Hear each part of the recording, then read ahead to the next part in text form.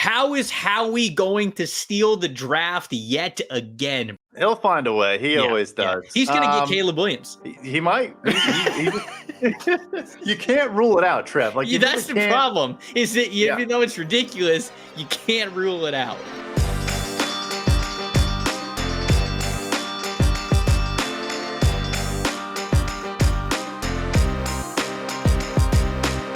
Welcome to the opening bell of the NFL Stock Exchange podcast. I'm Trevor Sikkema. That is not Connor Rogers, which is a great way to segue into actually what this show is going to be all about. That is our good friend, Brad Spielberger, who is truly one of the best in the business at knowing teams in and out, knowing salary cap situations, the market of who's hitting free agency, who he thinks is going to go where.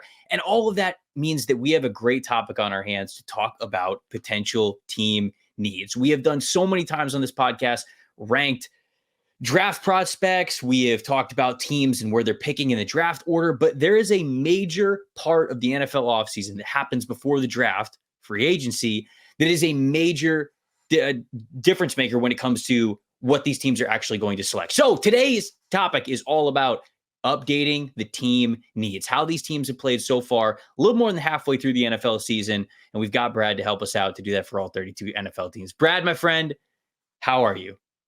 Feeling fantastic. Finally making my debut on the stock exchange. Only bringing the average hair score, I think, from like a 9.8 to like a 9.5. I want to say. No, dude, look at you got you. Look, you got the wave going on. Yeah, you got the wave going on. I haven't combed my hair this much in months. But you know, I had to live up to the hype. But no, I appreciate you having me. Definitely looking forward to it. And I love this space. I think it's underrated how cohesive teams' plans are between free agency and the draft. We'll get into some more of the nitty gritty, but I love kind of prognosticating and predicting what teams are going to do. And I think I do that in some different ways than other people in the space. So this should be a lot of fun. Yeah, a lot of people talk about like, oh, this person's like great. He's the best at what he does. Like all full PFF bias aside, Brad is excellent at what he does. The amount of times, Brad, that you have like nailed contract predictions that have happened over the last year, like even just the last year, have been mind-blowing. So I can't wait for our listeners to really get to tap into some of your knowledge. And you also told me before the podcast, you were like, hey, I've watched a little bit more college football, a little more prospects this year. So I told you, feel free as we go through these teams, sprinkle in a little bit of whatever takes you got on these prospects. So I'm excited to hear that as well. Yeah, it's funny. I would love to say that's because I work so hard at my job and I just want to be better and more well-versed. Really, the Bears haven't had a first-round pick in a long time, and now they have two. No, but all jokes aside, I am trying to get more into that space. You know, you obviously get brought on a million different publications and radio shows and whatnot. I get asked draft questions, and last year I just kind of read whatever Renner wrote down and just spouted it out on the radio. Now I'm going to have my own thoughts and opinions. So I do feel a little bit more qualified to jump in this arena with you. Hey, maybe Connor Bedard could also somehow save the Chicago Bears like he is saving your Chicago Blackhawks. We don't have to talk about when the Blackhawks played the Lightning most recently. Nobody needs to hear about any of that. Let's do this by division, though. I think that's a good way to divide up the podcast and people that want to kind of like jump ahead to maybe their team or the divisions that their team is in. It's a good way to do it. So we'll start with the AFC East, and let's start with the New England Patriots, okay? When you look at the Patriots, this is a team that has a top 3 overall selection currently. We figure this is probably going to be a team that's picking around the top 5, within the top 5, maybe even has a chance at the number 1 overall pick. A little bit of an outside shot with the Giants and the Bears via the Panthers in front of them. But what do you think about New England? When you look at New England's team, like what are those big draft needs that you have? I honestly think this is pound for pound the least talented roster in the National Football League. You know, if you look at a roster and say, all right, like how many foundational blue chip pieces do we have? And you go team to team, I think you would say New England is last in that conversation. So man, that's a good point. That's a really good point. Because when you said that initially, I was like, Carolina, though. But when you put it like that, man, I think you might be right. And it's a good point to bring up. Like it is important to have mid-tier talent, to have foundational pieces, rotational guys, depth, etc. But when you're this bad, like the force multipliers, the guys that really you can build an offense or a defense around, like you need some of that. And I think in that particular perspective, I think I'd probably put them last. So yeah. But obviously it comes down to, like you said, the Giants-Patriots game in a couple of weeks, the winner of that game is a big old loser because I think the loser of that game is in prime position to draft Caleb Williams or Drake May. And then the other obvious one is wide receiver. They are desperate for wide receiver talent. Not only because of what the looks already, but Kendrick Bourne, a pending free agent. I don't think Tyquan Thornton's ever going to become much of a thing. Like, they need whatever help they can get at wide receiver. Yeah, no, I agree with you, man. I think that it starts with quarterback. Obviously, whatever a lot of people thought about Mac Jones going into the season, I think there were some people who were like, hey, Mac's not too bad if you kind of build around him. I feel like that ship is completely sailed at this point. They're going to play out the season with Mac and with Bailey Zappi, but it's going to be a different quarterback in New England. So I agree with you. I think that's where you start, but wide receiver is a huge one as well. Offensive tackle, man, I feel like offensive tackle could have been a really solid selection for them if they would have emphasized it a little bit more last offseason. And I think that that's just another area where they have to get better along the offensive side of things. So a lot of different needs on this team. I agree with you, but it's, to me, they're going to hone in on offense one way or another, especially picking in this top 10. It's going to be an O-line. It's going to be quarterback. It's going to be receiver, just depending on where they end up. What about the New York Jets? We'll get the Jets out of the way. Connor's New York Jets here because he doesn't have any say in it. Obviously, like, one of the best defenses in the NFL right now, but couple of these guys are up for free agency. We think that like a couple of guys might be cut at the end of the year. So it's going to be a little bit different of defense. But when you look at this roster and this team and you're projecting things, where do the needs start to stand out for you? Yeah, it is offense for me. I think if you were going to look at defense, getting some more youth next to Quinnen Williams on the interior maybe is a spot you address. But frankly, I think they have, even if they do lose a CJ Mosley, I like Quincy Williams a lot. Even if you do lose a Michael Carter in the slot, like, are you really going to pay, or sorry, going to use a premium draft pick when you have Sauce and DJ Reed, right, et cetera, et cetera? The edge rusher group is obviously absurd. So I think tackle is interesting here. Mekhi Becton is a pending free agent. He is not going to get franchise tagged. He's just not health-wise, I think, at the level to where you feel comfortable doing that. Right. I'm sure they try to retain. That's a good point. Yeah. I'm sure they try to retain him in some capacity, but I just don't think that particular tool will be at their disposal there. So, I go tackle. Obviously, Elijah Vera Tucker can play it, but I think they want him to be a guard long term. Frankly, I think Joe Tippmann and Elijah Vera Tucker without Laken Tomlinson is probably the future of those guard spots. Mm-hmm. So, yeah, for me, I'm looking at tackle for them early, and I don't care what anyone says. I will never, ever believe that the Jets did not get jumped for Broderick Jones this past year's draft class. They said they love Will McDonald. I liked Will McDonald a lot. I don't care. I'm convinced they wanted Broderick Jones. No, that's it. And that's a really good shout out because I think Will McDonald, again, like, good football player, but they would have taken Broderick Jones. They absolutely, like, even, I'm not even trying to do the hindsight thing, given all the offensive line woes that they have had this season. Like, they would have taken Broderick Jones before all of that. I mean, Mekhi Becton was a massive question mark, and he's at least a little bit solidified those questions at this point. Long-term deal, okay, that's still how much you're paying him. But I agree with you completely. This team would have loved Broderick Jones. We projected him to go to the Jets a lot when we were doing mock drafts leading up to last year's draft, but I agree with you there. I feel like Tippmann, played center at Wisconsin, but like, I just think he's too big. Like, I just think he's too big to play center. So I agree with you. I think that he's going to be much more of a guard, just too tall. I think he naturally loses a lot of that leverage anyways. But is Bryce Huff a free agent coming up?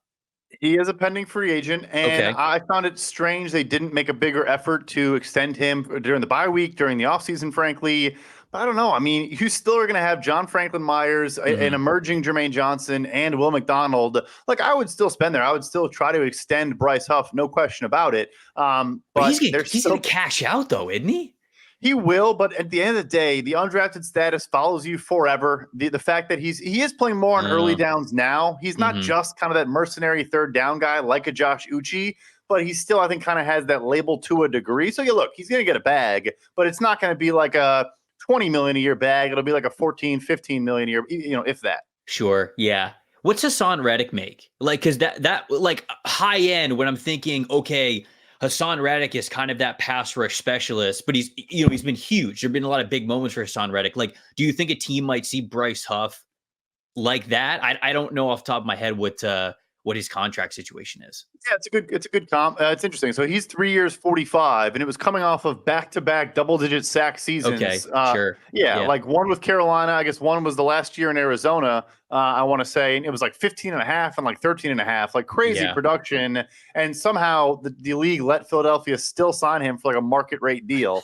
But anyway, yeah, I think that makes sense. That range and that comp, even though obviously he's like a former first rounder, off ball at times guy. Yeah, I think it makes sense. What about the Buffalo Bills? Let's move on to the Bills now. This team looks a lot different now than certainly a couple of days ago. I mean, certainly more than a couple of weeks ago. This is a team that had potential Super Bowl aspirations, and it just feels like over the last 2 or 3 weeks, especially, it's all fallen apart in Buffalo. So what do you think about this team moving forward and some potential team needs for them when it comes to the draft? Quietly a lot. I think they had a decent draft class this past year after a couple relatively underwhelming ones. I think for me, it's still been another pass catcher. I do like the emergence of Dalton Kincaid. I think he's played well. Mm-hmm. Dawson Knox, once he gets back and healthy, you have some 12 personnel sets there. But Gabe Davis is a pending free agent, and I've frankly never really been a fan of his, regardless of the fact he's probably about to leave. So I think another option there was Stephon Diggs, going to be 30 years old next year. Makes a ton of sense. And then I know Ken Dorsey, their offensive coordinator, just got fired. The defense, the last 6 weeks, is dead last in the NFL in EPA per play allowed. And they played the Giants, the Patriots, they played 4 bad teams, Denver. And like the defense is bad. And, both safeties are 32 years old plus. I think they have cornerback issues still, even with Trey White back. Like, he hasn't been the same guy since the ACL tear. So, long answer short, I probably think another late first rounder on the secondary, even though the Kyer Elam experiment has obviously gone very, very poorly, or more defensive line, because Von Miller is kind of not the guy you thought anymore. Right. Leonard Floyd on a 1-year deal. I go defense for them. Yeah. Corner, safety. I think those are 2 big needs for them. I know Bills fans are going to, like you said at the very beginning, be screaming for a pass catcher. This is one that, Bills fans that are watching and listening to the show, I'd love to hear you sound off. Which side of the ball would you go with? Would you go with more of a wide receiver or corner? Because I agree with you. All of a sudden, man, this Bills roster, we went over the last couple of years, a lot of great names there, but it's either plateaued or taking big steps back in some key areas. So they quietly have a lot of work to do. What about Miami? I mean, Miami is obviously a team that has Super Bowl aspirations this year as well. They're just, I feel like, more realistic than Buffalo's at this point. I look at offensive tackle for Miami. Like, I feel like a lot of the rest of the team is pretty solid. We do a lot of mock drafts here on the show, and we continually give them some sort of offensive lineman, whether it's a flexible guard tackle player or a solidified tackle that might be able to slide in there right away. What do you think? I think it's like, if I did a mock draft every day until from now to the draft, it would be offensive line in the first round for them every single time. That's good. Teron Armstead's awesome, but you're never really going to know how many games you're going to get out of him. And then Austin Jackson's a pending free agent, Isaiah Wynn, Robert Hunt, like the whole offensive line, Connor Williams, the whole offensive line is pending free agents. So that's an easy one for sure. No, it makes a ton of sense. Okay, AFC North. Let's start off with the Pittsburgh Steelers. They're sitting here at 6-3, but I've said before, their record's a little overinflated for where I think the roster is. Do you agree? And when you're looking at this roster, where are the needs that you could project this offseason? Yeah, I do a podcast with our mutual friend John Ledyard now about the Steelers. So I watch film every week.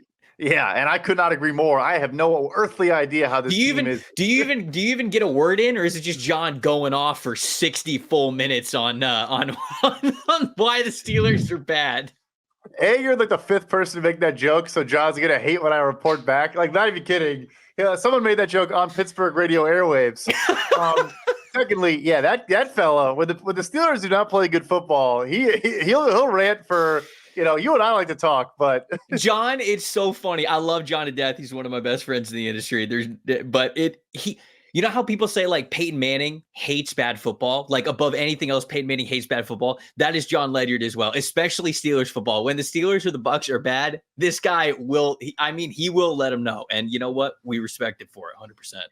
Yeah, it bothers him to his core. But yeah, so anyway, speaking of, I watched this team a ton. I think for them, it's also secondary. Joey Porter Jr. has shown some good football already. Mm-hmm. I think you might have a legit press man, number 1 corner on this team now. But outside of him and Minka, they might have the worst secondary in the National Football League this season. And it's why the teams have it has been bend, don't break. They do lead the NFL in turnover margin. Their defensive line is obviously awesome. I think Keanu Benton is one of the, better picks this past year, at least, based on early returns. Yeah. So it's interesting because like Broderick Jones, we talked about, I think is already starting to play some really good football as well. Agreed. You probably could add another tackle or guard, but Samalo and Daniels look good on the interior. You're not going to get a center this early, but they probably could use an upgrade over Mason Cole. But anyway, long answer short again, I think for them, I go cornerback, no question. Yeah, it's an older room too. Levi Wallace, Patrick Peterson, DeMonte Casey, Shannon Sullivan. How old is Sullivan now? Okay, he's the youngest. He's probably like 28. I was going to say he's only 27, but I mean, Casey's over 30, Peterson's over 30, Wallace is 28. But man, it's just you got to get younger in that secondary, and I agree with you. I feel like that's a big area that you got to hit. What about Cleveland? Cleveland now, Deshaun Watson out for the season, so the offense obviously wasn't a juggernaut while he was out there. I know he was banged up, but they're sitting here at 6-3 because that defense is so good. So it feels like this is going to be an offensive selection from you, but like where exactly on the offense would you be going?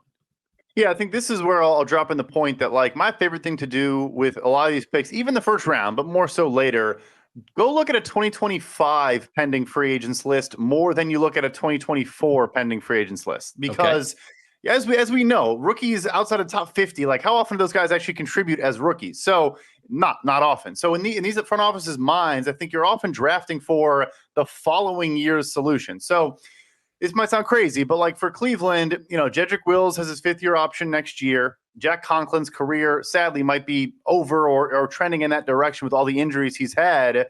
And then like obviously they have the best guards in the National Football League right now in Bitonio and Teller. Like kind of getting some potential replacements for a couple of years down the line could make sense. Or they've obviously tried very hard to add talent at pass catcher, drafting Cedric Tillman, trading for Elijah Moore, but they probably could still add more receiving talent. Yeah, I would agree with you there. That's kind of my thinking. I think I automatically go to wide receiver, but that's a really good call on looking at the offensive line and almost like the 2-year outlook with this team because you want to be able to get ahead of it. I would agree. That's a good call out by you. Cincinnati Bengals, last in the division right now. I still think this is a playoff team. I think that they're eventually going to make the playoffs. They're sitting, what are they picking? 17, 18, something like that. They're right on that playoff line because they're sitting there above 500 at 5-4. But when you look at this Bengals team, it has been a roster that's been good enough to compete over the last couple of years. So are there any big time free agents that are coming up that we got to think about when we're evaluating some draft needs for this team? I do think they've probably done the best job the last couple of years of what I just talked about. Like you add a Miles Murphy in the first round when you have Trey Hendrickson and Sam Hubbard, and you look through all their picks. You add a Jordan Battle, you add a Dax Hill, you add all these DJ Turner. Like these are day 1 and day 2 draft picks that the team doesn't plan to play right away. So I think that is huge and very, important going forward. But yeah, the big name is T. Higgins at wide receiver. And I do think he probably gets franchise tagged. They try to work out a contract extension. I frankly think it's going to look very, very much like the Jesse Bates situation where who knows if he actually stays long-term. Look, they drafted Charlie Jones. They drafted Andre Yeshivas. Like they've addressed it again, but maybe another pass catcher or the big one for me, it's not going to be Brock Bowers, but a tight end on this roster. Please get a tight end on this roster. Ooh, no, I think that would be big. And yeah, I mean, like you don't let Yosivas and Charlie Jones keep you back from, I mean, if you have the opportunity to take a major difference maker at wide receiver, a T. Higgins level kind of replacement, then I think that you do that. What's Tyler Boyd's outlook at this point? Because I feel like a lot of people look at the Bengals roster and they go like, oh, Boyd's been there a long time. And they're almost kind of ready to usher him out the door to draft another receiver or get somebody in there. But I'm curious, just from like contract perspective, anything you might be hearing, any kind of buzz or market, like is Tyler Boyd going to be on this team for a little bit longer, or what do you think? I think you'd have to take like a pretty mediocre deal. So he's also a pending free agent, and he's been, fairly productive. But third contract for a slot only type of receiver, like you're not going to get big money. And I guess the last one we should mention too, the interior of the defensive line is probably arguably above some of the things we've talked about. DJ Reader is awesome, is also a pending free agent. I like BJ Hill and some of the other pieces they have as complementary pieces, but I think adding a stud on the interior would go a long way here. Yeah. I see that one a lot with mock drafts.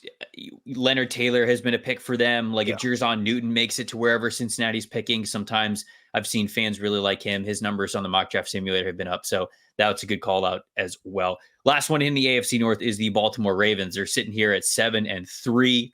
What do you think about where this team is heading and their direction moving forward? Yeah, they're an interesting one. Ronnie Stanley not going to play this week, and so maybe you do kind of start to look at, offensive line a little bit, particularly at tackle. You obviously have Linderbaum and some other pieces there, some position flex guys like a Macari, et cetera. But I think you want to stay out ahead of making sure this is a good offensive line for Lamar Jackson. Yeah. And then I'll tell you, the biggest surprise of the season for me, I was worried more about the defense than the offense here, in particular because I didn't know what to expect from this defensive line. Justin Madubuike is having like a career year through half the season. He's been awesome, always been awesome. But I still probably, and I know Baltimore feels this way as well because they always do, I'd probably go defensive line again with some premium draft picks. Madubuike is a pending free agent, like I said. And then there's just Ajabo's hurt, Tyus Bowser's hurt. Clowney is giving you a ton of production. He's on a 1-year deal. Kyle Van Noy, same thing. I'd probably go defensive line and offensive line here. I'm trying to look up. Because I actually, when you were like, they'll just draft a good defensive lineman because it feels like the Ravens do that all the time. I'm looking up when's the last time outside of OA they drafted a defensive lineman in the first 2 rounds. I guess Ojabo's a pass rusher. So I guess it really isn't that big of a deal because then you don't have to go back too far and you get Tyus Bowser. Where was he? 2017. So I guess it's not, and then he had a couple of guys who went second and third round the year before then. So I guess not. I guess it is. That's just a Ravens thing. That's why we're here and we're talking about it that way. I agree with you. I did not think the defense would be able to turn it around this quickly from what we saw last year. I know injuries played a big role into that, but they're playing well. And for as much as I do agree with you, offensive line kind of sneaky for the Ravens because they're playing really well right now. And it's a veteran group. And so all those guys are playing really well right now, but do you get ahead of the curve a little bit? Are you drafting an offensive lineman to make sure you are going to continue playing well up front on the offense? I think that could be that's a sneaky need that I have not really considered with Baltimore that could be really smart. Getting to the AFC South now. This one's interesting. It's a lot of teams that are kind of right around that middle of the pack. Need to either take that next step, or we'll start with Tennessee. Let's start with Tennessee. This is a team that looks like it is much more on the rebuilding side of things than not. Feels like there's a lot of areas that the Tennessee Titans need to address. I feel sort of similarly about them the way you did about the Patriots, where I think they have more star power, more studs to build around, but the rest of that roster, man, a lot of spots that could be up for grabs over the next couple of years. Yeah, no, they seem like they're pretty far away. And I think Ran Carthon, the new GM, probably understood that or appreciated that more than maybe Vrabel, which I don't blame. A coach wanted to hang on and see if you can make a run in a poor division. The offensive line jumps out as the most obvious one here. I mean, you saw an Andre Dillard in free agency, and he got benched a month into the season. He's back playing now because Nicholas Petit-Frere got hurt for the season. Yeah. It is largely injuries, but they're just not good on the offensive line. Frankly, center Aaron Brewer, I think, has been kind of a bright spot, and he's a free agent after the season. So offensive line.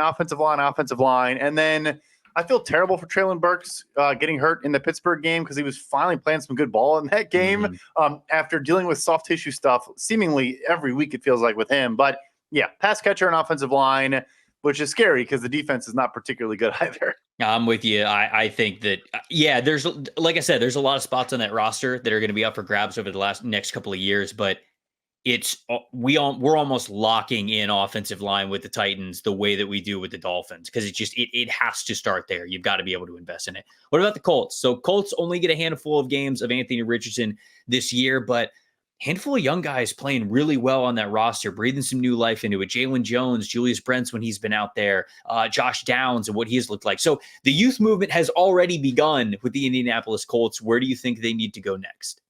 Yeah, I think you still look at the secondary. I think Julius Brents has shown some flashes so far, but the rest of the corners are like former undrafted guys, or guys that just probably wouldn't be starting, frankly, in a lot of other spots. In terms of big pending free agents, Michael Pittman. I know he's not viewed in that upper echelon. Is he the best athlete? No. Like, I get why he fell to the second. He also has like 15 targets a game for a reason. Like, he's obviously a good possession, big body, 10 yards a catch type guy that if you lose, you have to replace in some capacity. So, but I would go secondary for them. And then again, kind of a sneaky forward looking Grover Stewart and DeForest Buckner, both awesome. Obviously, Stewart is suspended right now, but they're not going to be there forever. And if you lose those two, it kills arguably the most talented duo you have on the roster. So I wouldn't be afraid of adding some talent on the defensive line, particularly on the interior as well.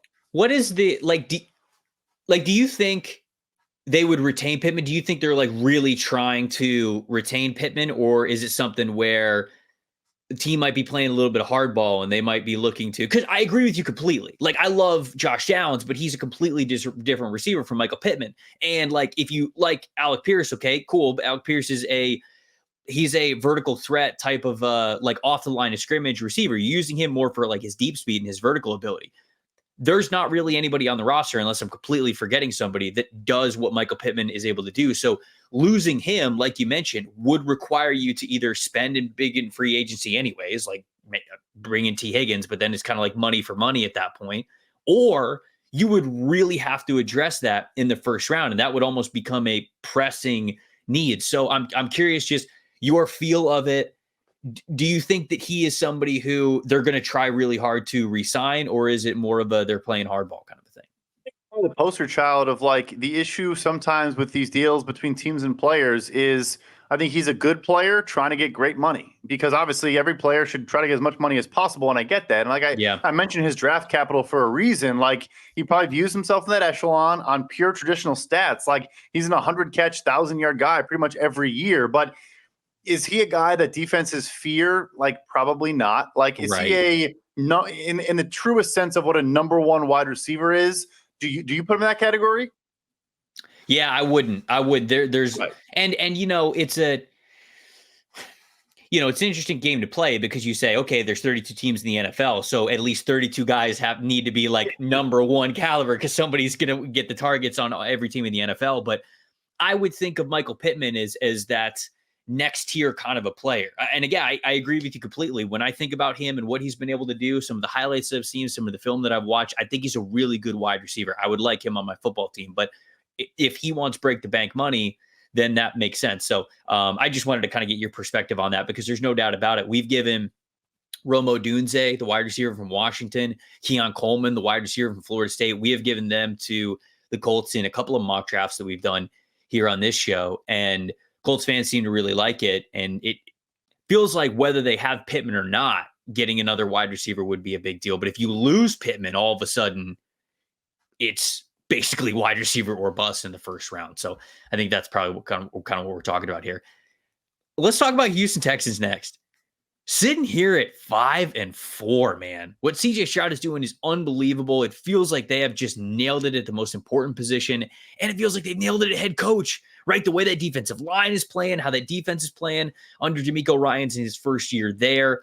But it is still a roster that is incomplete, that is building. So they're playing better than we expected, but there's still areas to get better here. So when you look at kind of like who they've drafted over the last couple of years, how they're playing versus kind of what's upcoming, where do you think the Texans should go when it comes to their team needs?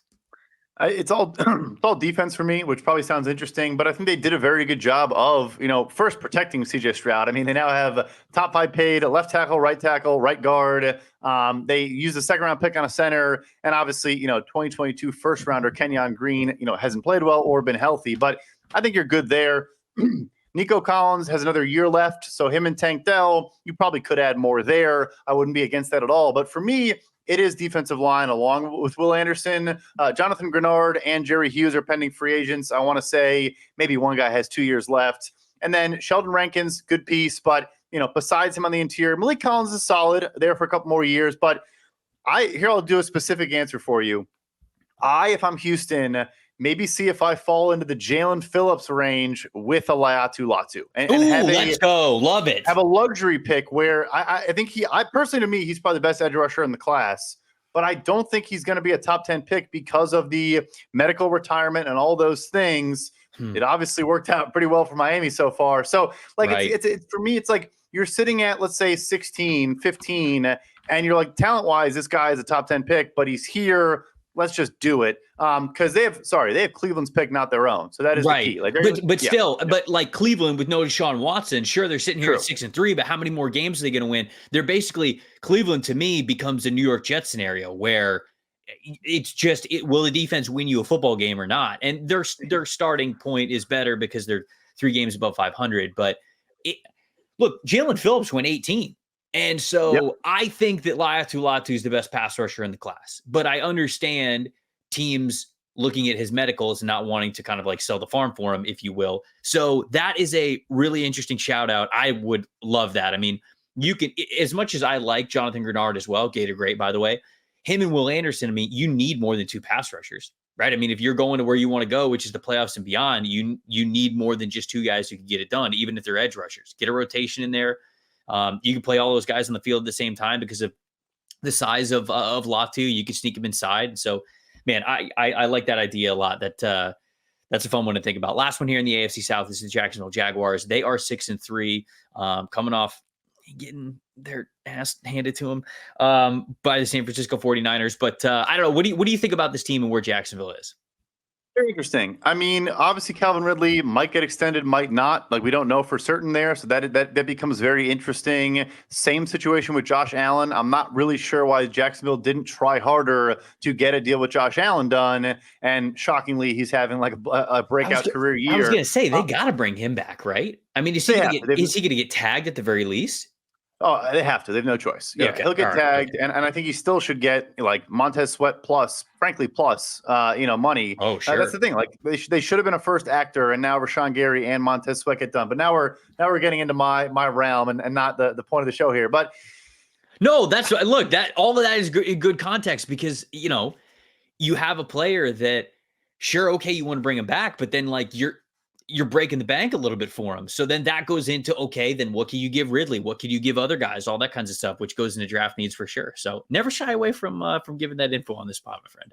Fair enough. But yeah, so long answer short, I would go receiver. Ridley is 29. So even if you do bring him back, he's not a long-term guy. Kirk's a good player, but looks like a slot only. And then, Zay Jones, obviously, who knows if he's even on the team, a week from today, we're having this conversation. So I love Parker Washington coming out of Penn State. It's a random throw out, but like they have some pieces there, but I would continue to add pass catchers for Trevor Lawrence. Yeah, no, it's I like the idea of that. I think fantasy football people would out there as well. And it seems like Jags fans are leaning towards that direction as well. I feel like I've seen more chatter on social media for the Jags to go out and get a pass catcher where it felt like it was more of defensive centric mock draft selections through the first half of the year. And now we seem to be swinging a little bit more towards that receiver position.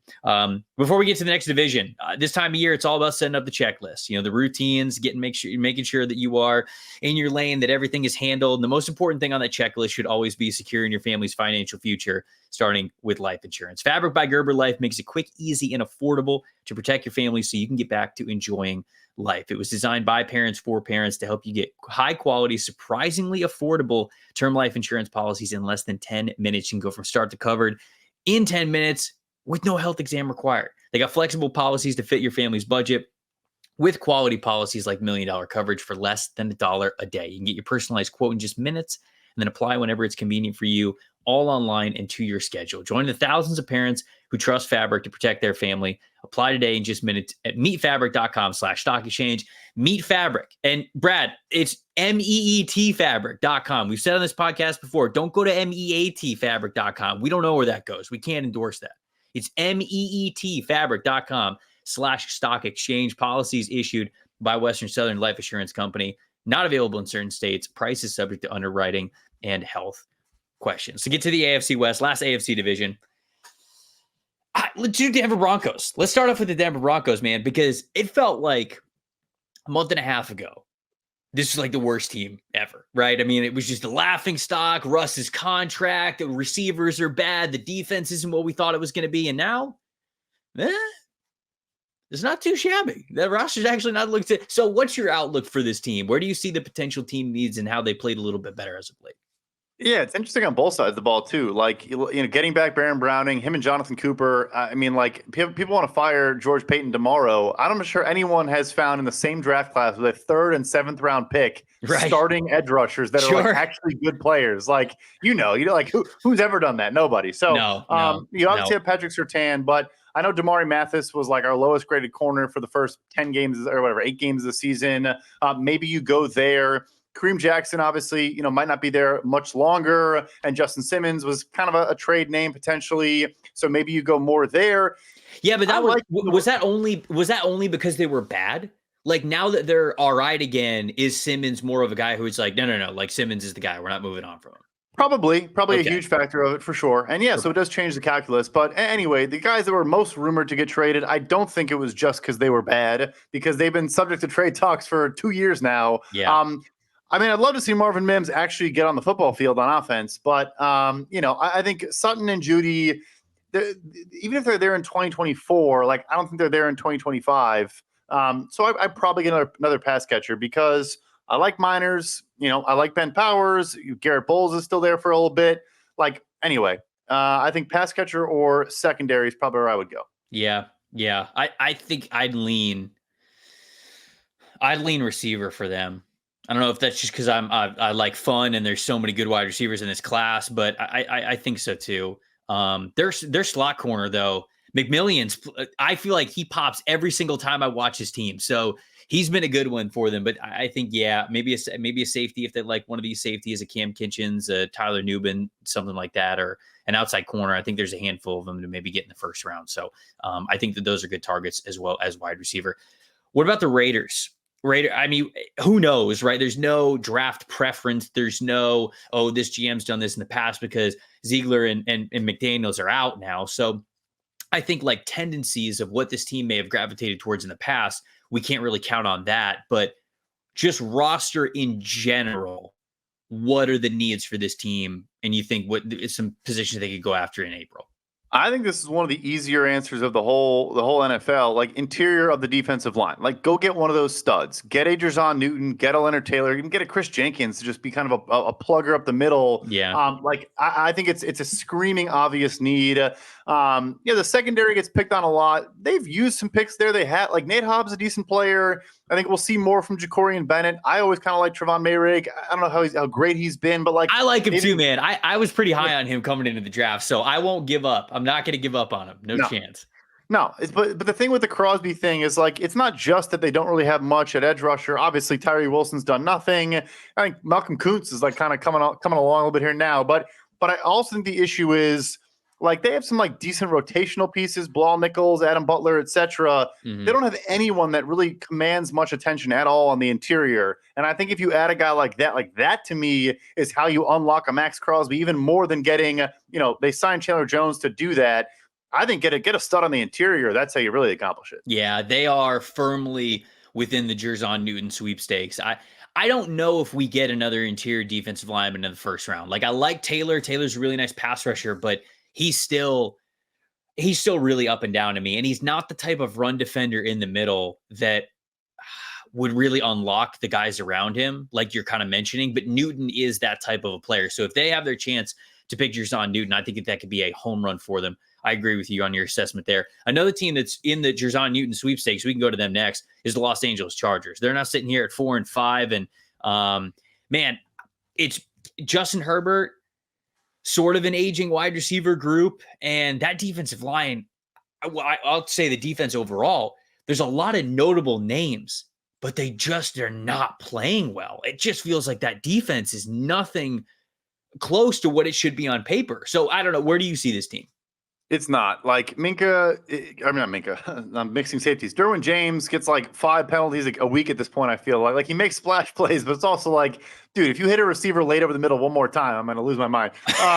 But yeah, so like, I think corner is obvious. They probably have the worst, outside of Asante Samuel. They really have nothing there. And like the guys they do have, like Michael Davis is a pending free agent, etc. So I think there is one spot to look. I do think he's playing much better now, but I think Khalil Mack might get cut this offseason if he doesn't take a reworked contract. I was going to say he's probably a guy who, if they cut him, they probably save a decent amount of cap, right?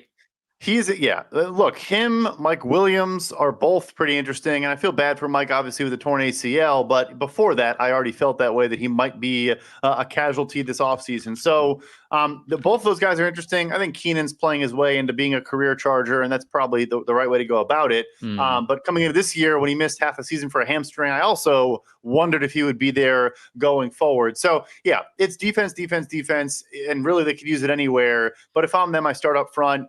Like, Austin Johnson's not a particularly good player. Sebastian Joseph Day has been a meh signing. I like Morgan Fox as a rotational pass rusher, but yes, like you said, they're in the Jazon Newton sweepstakes, and they also should be open to getting younger at edge rusher opposite of Joey Bosa. Yeah, that's a good call, because like even Bosa, I think what was the game that he looked really good in, but he was just beating the same player over and over again. And because outside of that game, I can't remember which he had. Like the Jets game. It was the Jets game. Yeah, it was he had 3 sacks in that game or something crazy, and it's like, okay, this is great, but Bosa really has not been that type of player, even when he's been back out on the field. Maybe not fully healthy, but still, I mean, it's tough to think like, okay, we got Bosa, he's locked down. I don't know if that's the case anymore. You mentioned Khalil Mack, though. That's a really good call out, because Mack has 1 year left on his deal. He is signed under 2024, but his cap hit goes from 16.6 mil to 38.5 next year. And his dead cap hit is only 15.2. So they save a significant amount of money by cutting him, and he is 33 years old. So didn't think about that one, but good call out there. Last team, Kansas City Chiefs. I mean, what's the need here for the Chiefs? What do they need from you?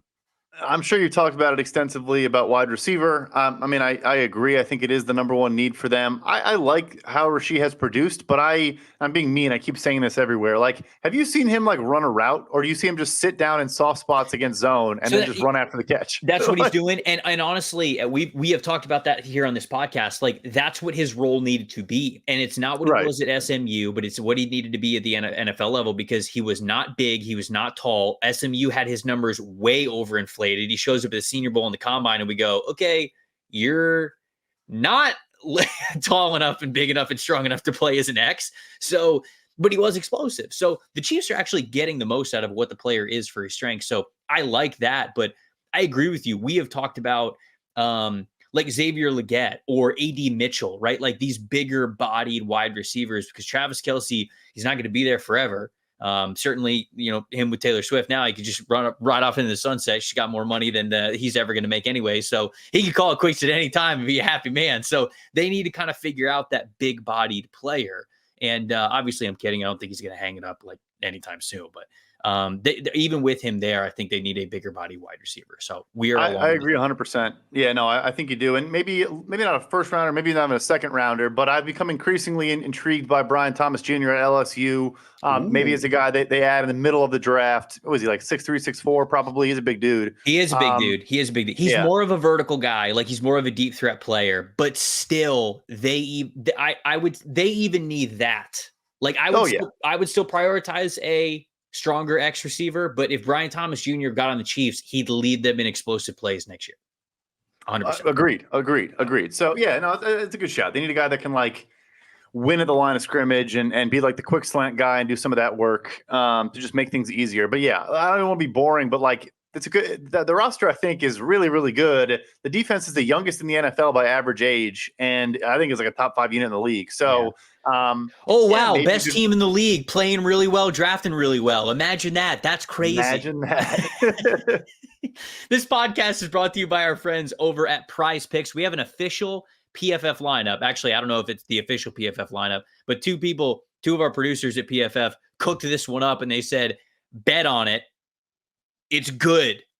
I can't say it's guaranteed because it's not, because it's betting. But I actually like these picks here. So this is for Thursday Night Football, because Eli and Tyler Stavchek, our two producers, came up with this one, and I do like it. Keaton Mitchell, more than 35.5 rushing yards. All right, like it. Lamar Jackson, more than 45.5 rushing yards. All right, little tricky, but I still like it. Evan McPherson, because we had to get a kicker one in there. More than 1.5 field goals made. I Love it.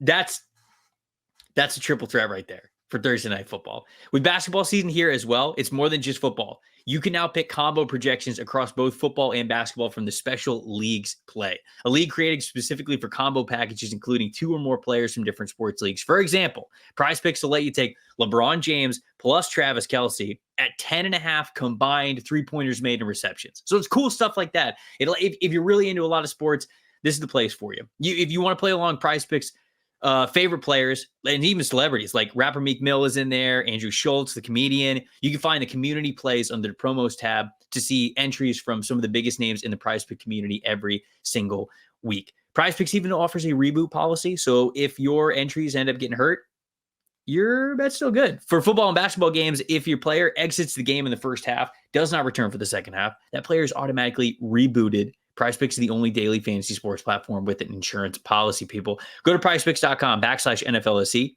Use the promo code NFLSE for a first deposit match up to 100 cold ones. Again, it's prizepicks.com/NFLSE, promo code NFLSE for first deposit match up to $100. Oh, and if you wanted to get in on that triple threat, Keaton Mitchell, more, Lamar Jackson, rushing yards, Lamar Jackson more on his rushing yards, and then Evan McPherson more on 1.5 field goals made. Let's flip over to the NFC East. Let's just get the easy one out of the way. Philadelphia Eagles. What are we doing here? How is Howie going to steal the draft yet again, Brad? You tell me. He'll find a way. He always does. He's going to get Caleb Williams. He might. You can't rule it out, Trev. Like that's the problem. Is that even though it's ridiculous, you can't rule it out.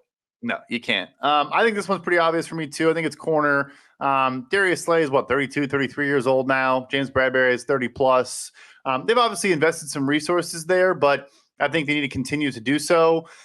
And I like, Byard and Blankenship and some of the pieces they have at safety. I feel more comfortable with them now as opposed to the corner room. So it's there. And then I hope it's not the case, but they might need to get a center, unfortunately, to replace, the legend and Jason Kelce. Not that that's going to be a first-round pick, but Howie's not afraid to use like a second-round or third-rounder on an interior guy. Maybe they go that direction.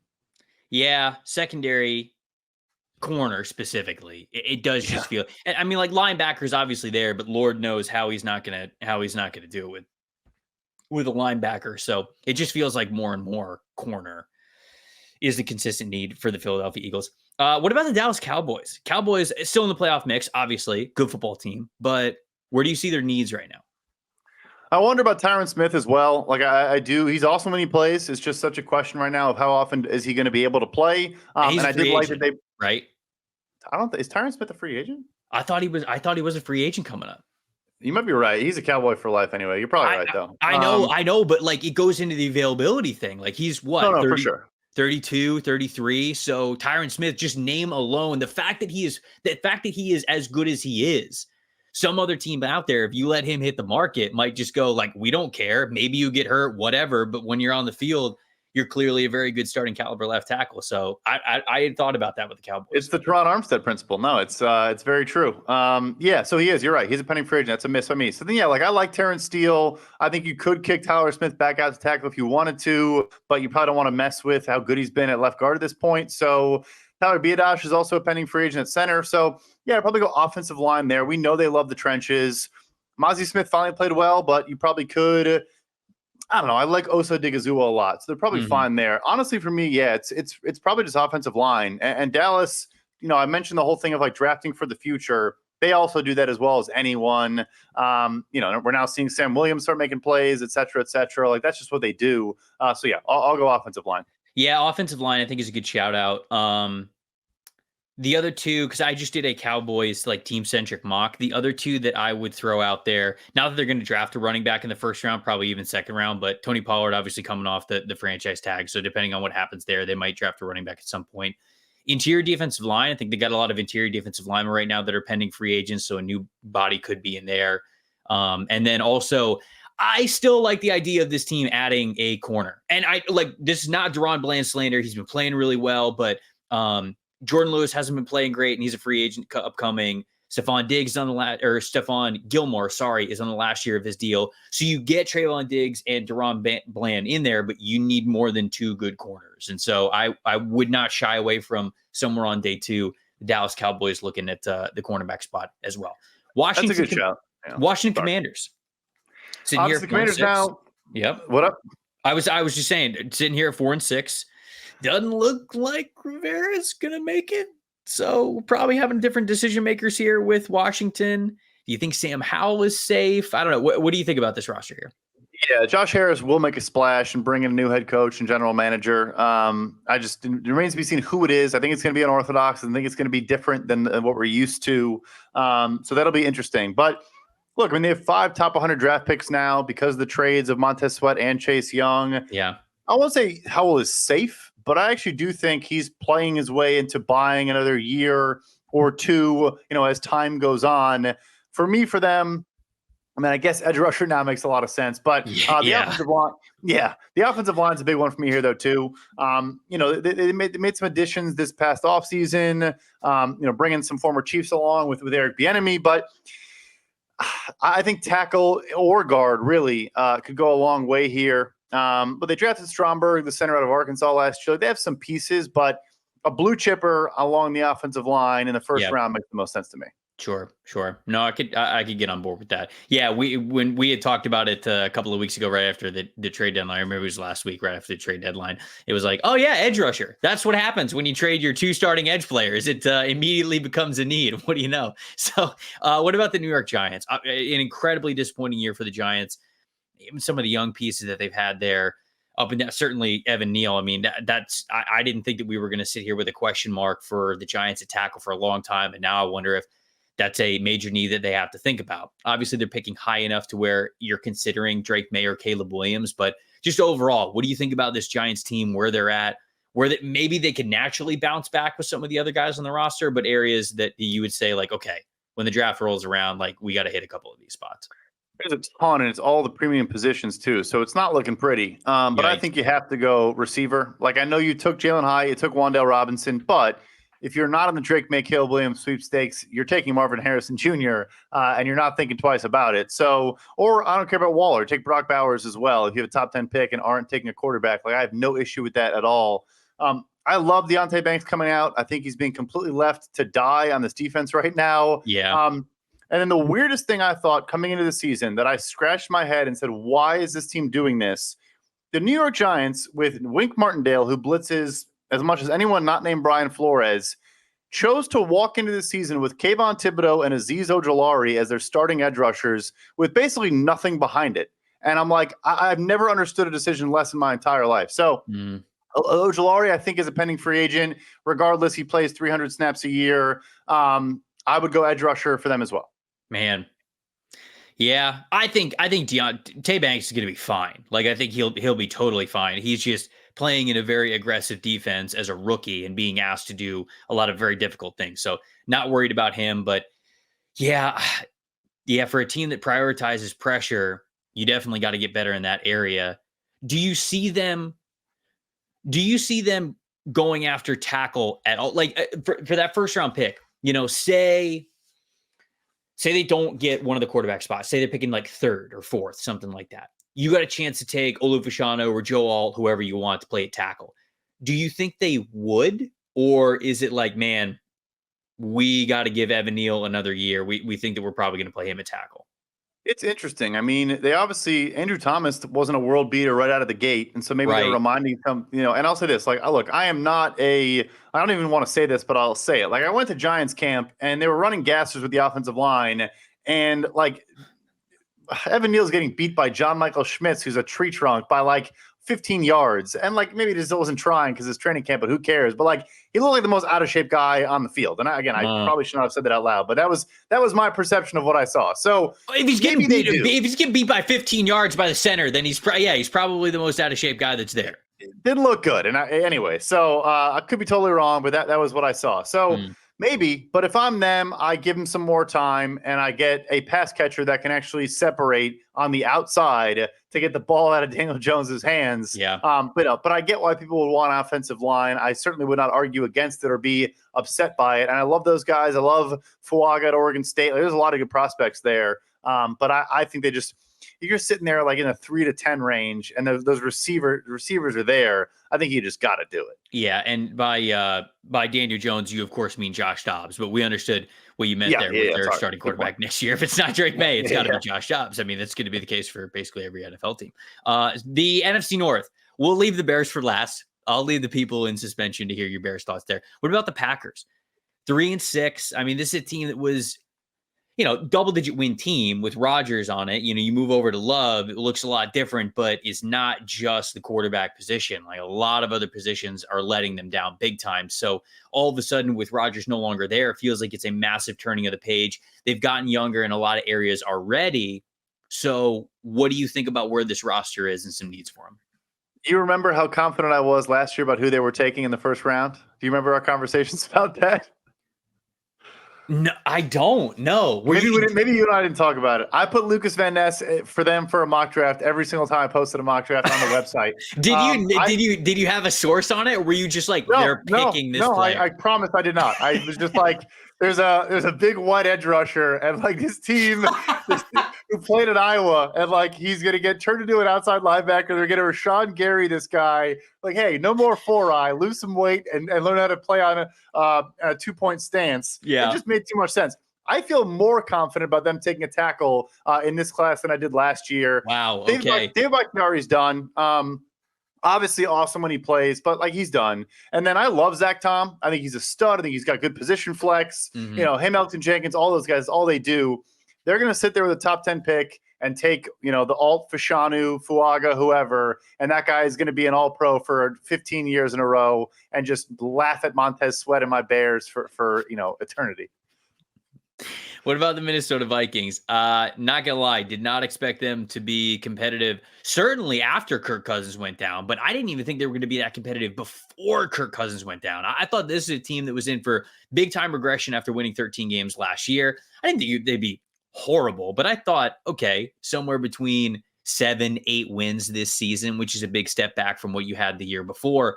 They're sitting here already at 6-4, so they're about to eclipse that anyways with a guy who picked up the playbook 2 weeks ago. Now that Cousins is down. So what do you think about the Minnesota Vikings? It felt like they were about to turn the page, and here they are still winning football games. So does that complicate things, or where do you think that their needs are?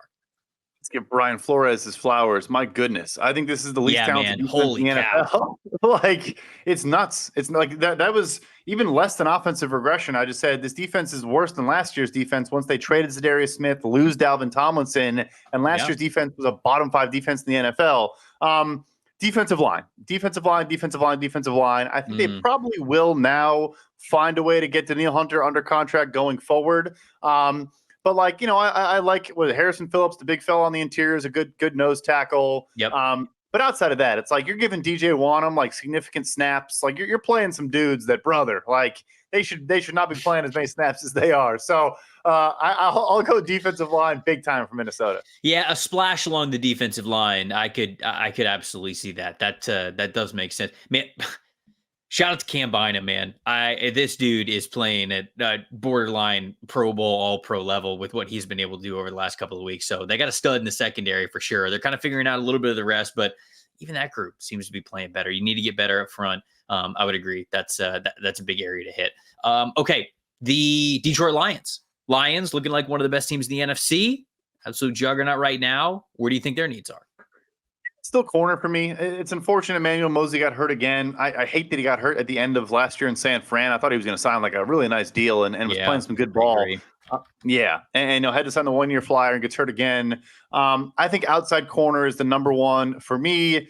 Looking back on it, like I'm almost surprised, in the first round this year, Jameer, not even getting into the conversation of like RB value, all of that. And for all we know, like Devin Witherspoon would be a Detroit Lion if he didn't get taken the pick before. But like if I'm running the Lions, Christian Gonzalez is my outside corner opposite of Cameron Sutton. But anyway, outside corner for sure. And then I still think you need more on this defensive line. I love Aleem McNeil. Obviously, Aiden Hutchinson's a dog.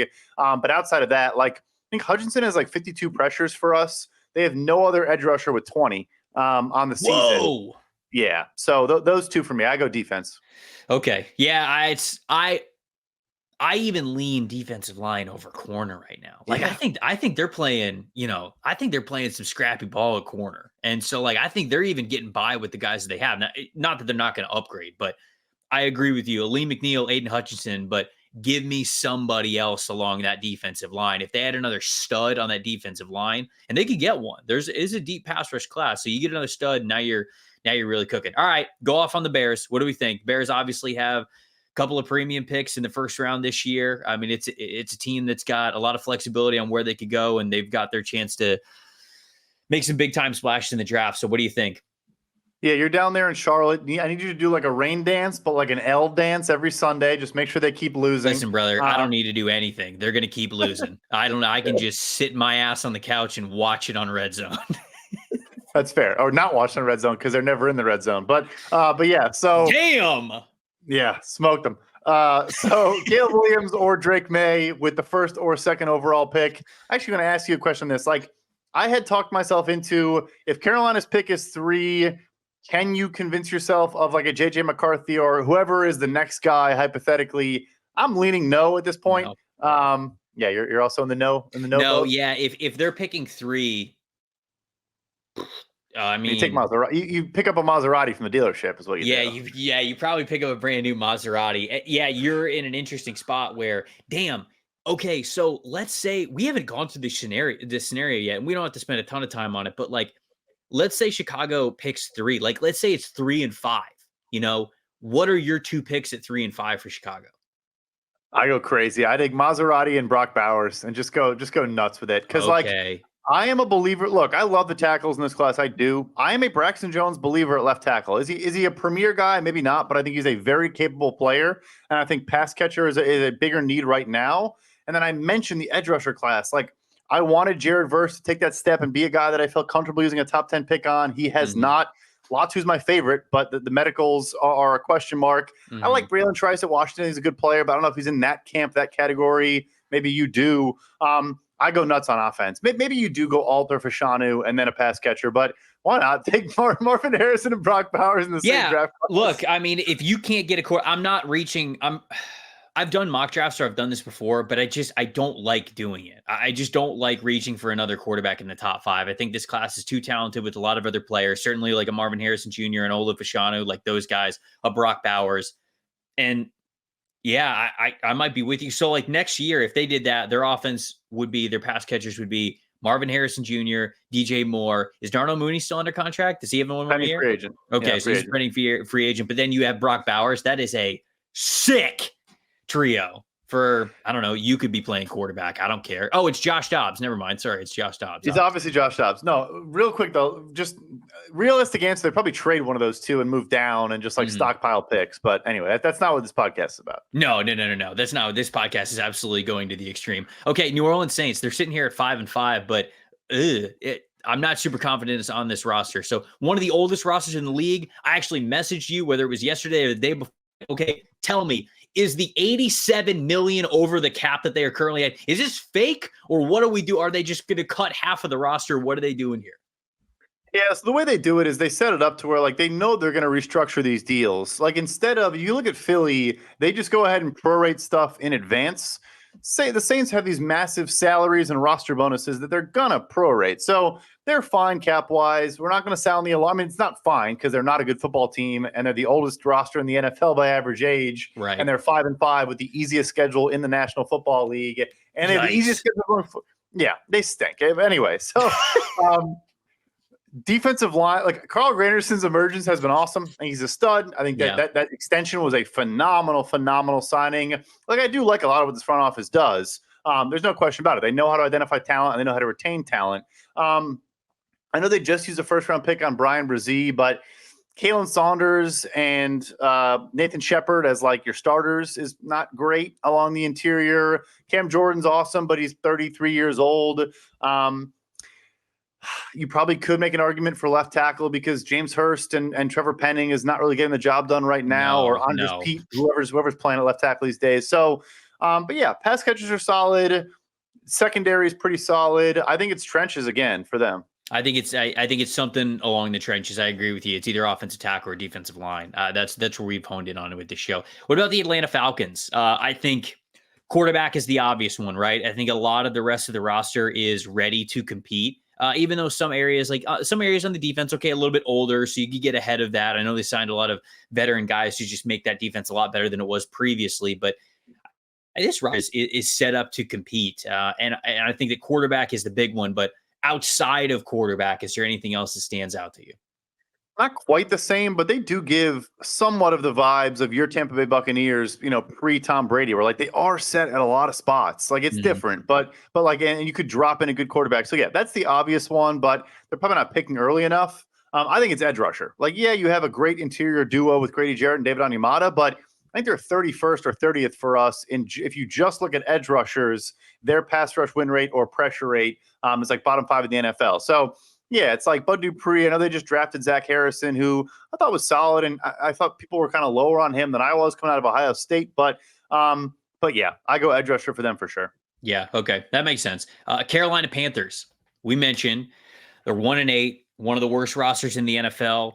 They've got some big free agent decisions over the next couple of years. J.C. Horn, Brian Burns, Derek Brown, right? I mean, I think there's a lot of key pieces on that defense, and then offense. Shoot, man. I mean, you could throw a dart at a dartboard with all the offensive positions highlighted of what they would need, and you wouldn't be wrong. But with no first round pick, how does that kind of change your mindset of what their team needs might be, thinking we don't pick until the beginning of the second round?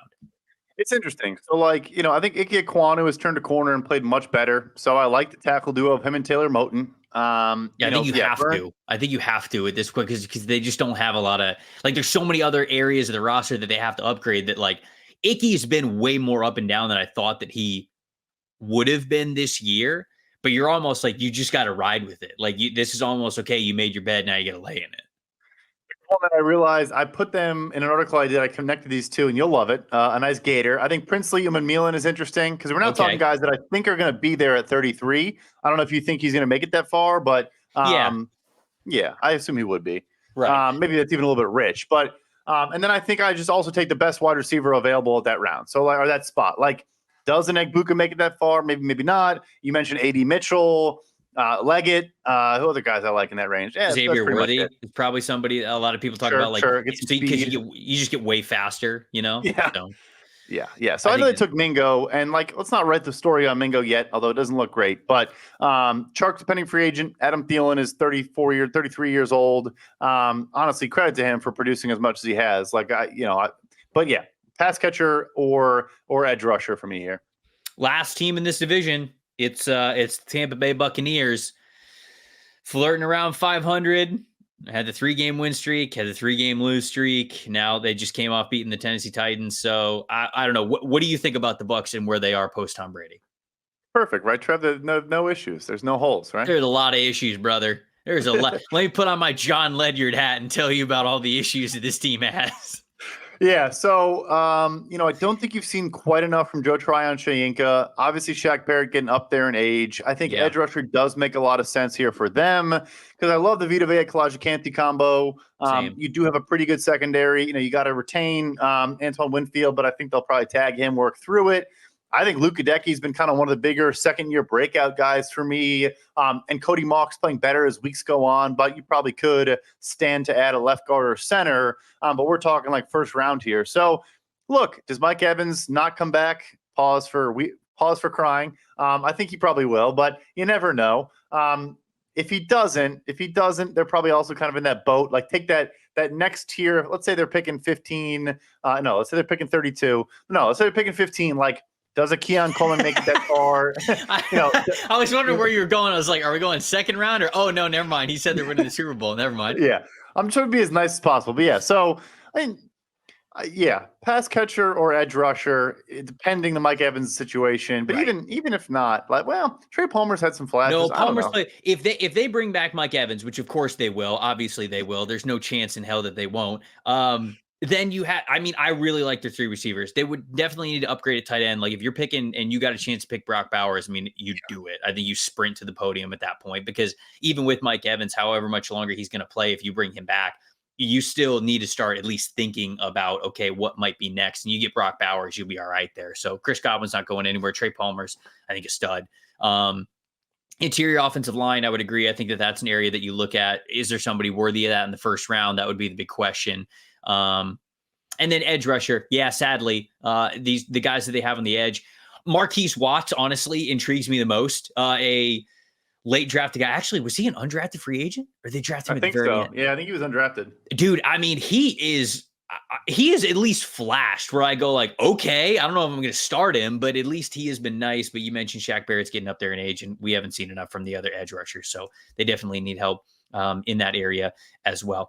To everybody out there, it's not a bird. It's not a plane. It is the most revolutionary ball trimmer that the world has ever seen. Gentlemen, our friends over at Manscaped have done it again. They've been working night and day to bring you a below-the-waist grooming experience like none other with their brand new Lawnmower 5.0 Ultra. We're talking about a next generation trimmer with interchangeable blade heads for whatever shave your mind can imagine. AI is pretty cool, but I think this might be the biggest technological advancement the world has ever seen. Upgrade your grooming game to the Ultra Sphere this year by going to manscaped.com for 20% off and free shipping. Using the promo code PFF, it's high tech in low places from our friends over at Manscaped.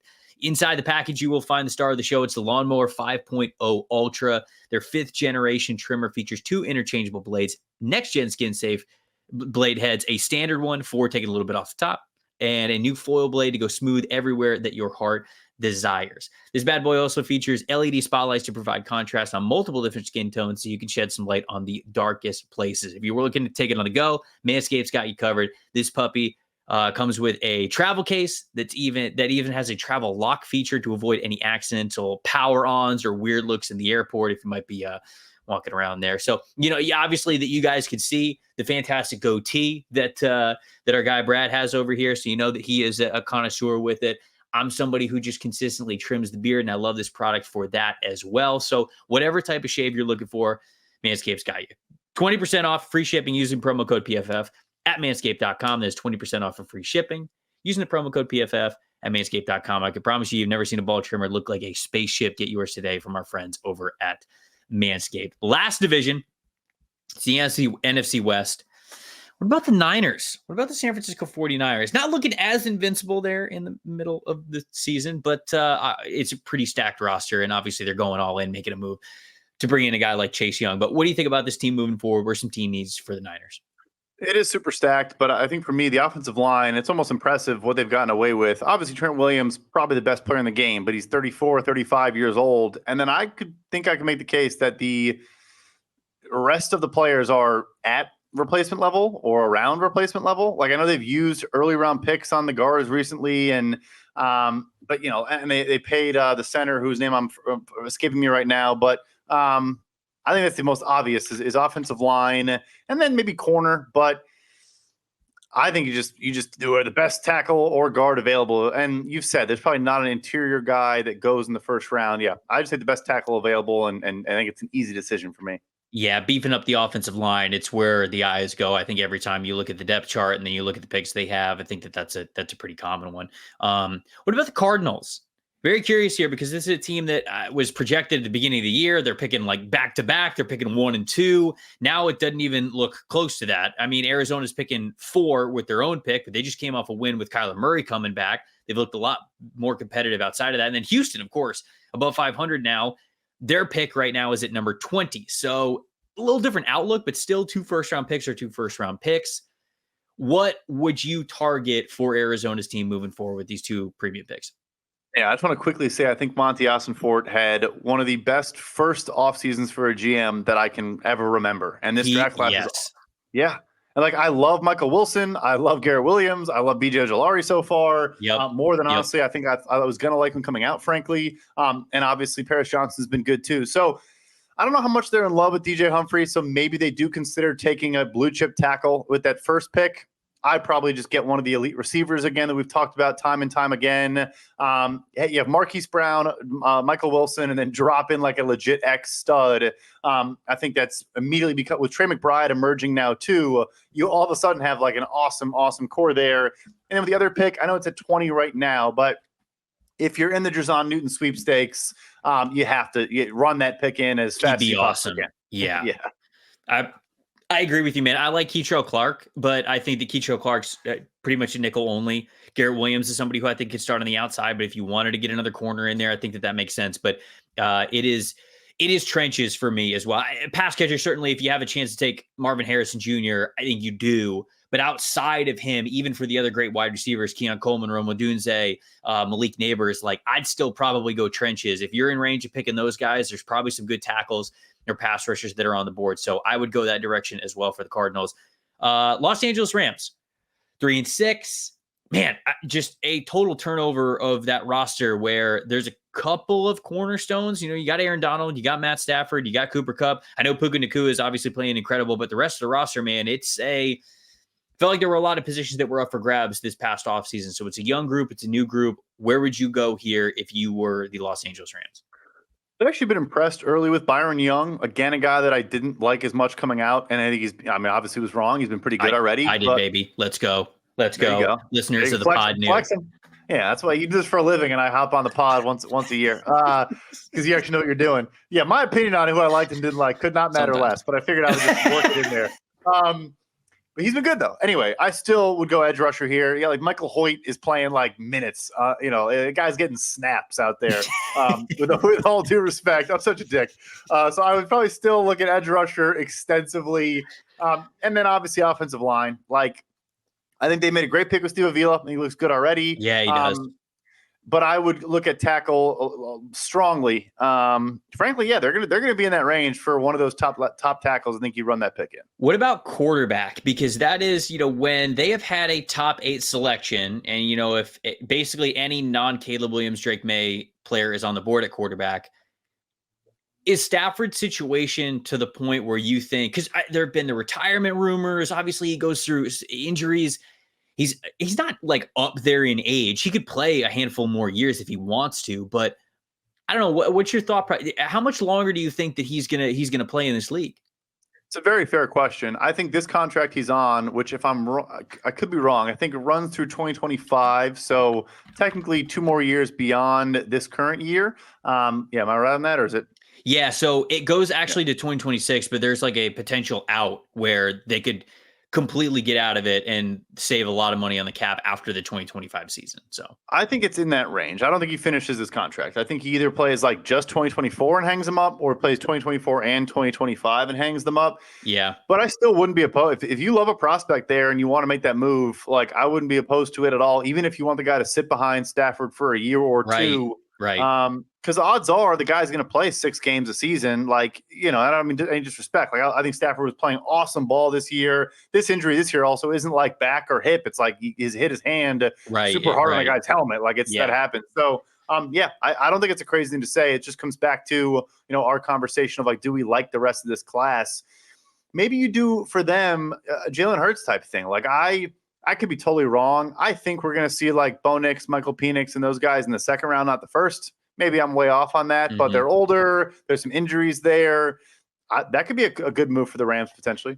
Yeah, it is. It's going to be an interesting conversation. It's going to be interesting to see how it unfolds with a lot of teams that I think are going to want quarterbacks versus, okay, this guy's a little bit older. Okay, this guy's not the ideal quarterback prospect, but do you go for them anyways? Because I think there are a handful of quarterbacks that you could then make cases for to be first round picks. But what's the level of, I guess I'll say, desperation for teams that are going to want to pick that? Then that's when you start to get into that conversation of a lot of those other guys. Last team is the Seattle Seahawks. What do you think about the Seahawks? What they have currently? A little bit of a winning window here for them, obviously, as a team that's competing for wins, competing for playoff spots. But what do you think about this roster? super interesting. Like they're good at a lot of spots, or if they're not good at a spot, like edge rusher does jump out to me, but they've used second round picks, 3 of the last 4 years. I think Darrell Taylor is a pending free agent, so he is not going to be there. Like we are seeing the emergence of Boye Mafe as a really good player right now. And I'll throw it in there again. And I think you disagreed. I like Derek Hall coming out of Auburn. I think I was higher on him than most people. Whoa, I like Derek Hall too, but you probably liked him more. You probably liked him more than I did. Oh, maybe. I don't do round grades. I just vibes. My draft analysis is purely vibes. But listen, sometimes, honestly, like sometimes towards the end of draft season, like we need that. Like we need just like a full vibes big board. Like, hey, yeah, I think this guy's a good football player. Like no round grades, no like metrics, nothing. Just be like, yeah, he's a good football player. Yep. I just find new adjectives to describe people. Like Will McDonald's the springiest member of the class last year, in my opinion. But anyway, so which I think is a fact. Anyway, so like I still like Uchenna Nwosu's great, but coming off the injury, like I said, they have a lot of pieces there. But maybe you still go that direction. Interior makes sense too. Draymond Jones, I think, has been a fairly underwhelming signing for the price. Obviously, they traded for Leonard Williams, but getting into that component, he is not only a pending free agent, he's also not franchise taggable because he's been tagged twice already. And maybe they find a way to just work out a deal. They probably had some conversations before making that trade. Right. But yeah, so defensive line jumps out to me. And then we've said this 10 times now, but like I like their tackles and I would go interior, but I'm not sure there's an interior guy that's worth, a pick that early. Makes sense.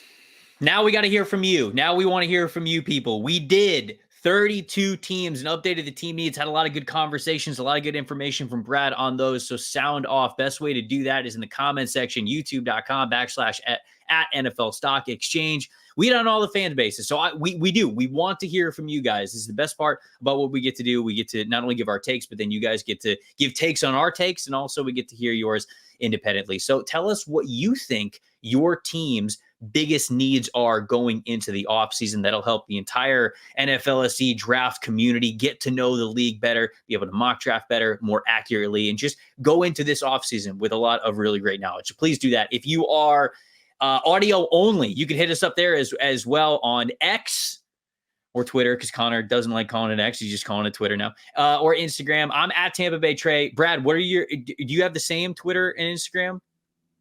I don't have an Instagram. I'm actually a non-Insta guy. Wow. Which I think makes me a weirdo. But good for you. No, good for you. Good for you. Yeah, I spent enough time on the one that I do have, which I also refuse to call X. It's Twitter. It will always be Twitter. But yeah, so at PFF_Brad, throw me a follow.